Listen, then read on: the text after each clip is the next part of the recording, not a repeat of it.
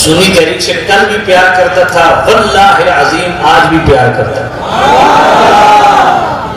کل بھی پاکستان سنی تحریک کو اہل سنت کے حقوق کا محافظ کر جاتا تھا، آج بھی اہل سنت کے حقوق کی جنگ لڑ رہی ہے۔ یعنی کثیر سینکڑوں میں ایسی مساجد جو کم از کم میرے ریکارڈ میں ہیں، اور ایسے دربار جن پہ غیروں نے قبضے کر لیے تھے، سنی تحریک نے قربانیاں دے کے واپس لیے۔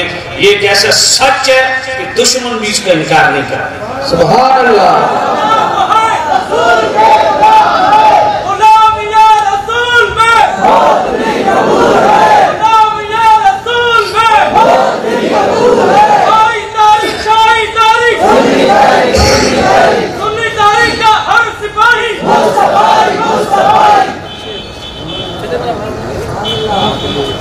سنی تحریک ہر سپاہی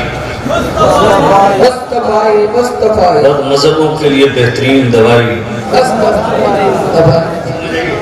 تو سامعین عزیز سے ہم توجہ کرنا، صرف اسلام آباد راولپنڈی، کیونکہ میں وہاں رہتا ہوں، اسلام آباد راولپنڈی 15 سے زائد ایسی مساجد جو میرے ریکارڈ میں مجھے پتہ ہے، جو اہل سنت نے بنائی تھی مگر غیروں نے سال سے قبضہ جمایا ہوا تھا۔ سنی تحریک نے وہاں گولیاں بھی نوجوانوں نے کھائیں۔ سبحان اللہ۔ اسٹیٹ فائر سنی تحریک کے نوجوان، یہ میں پنڈی کی بات کر رہا ہوں۔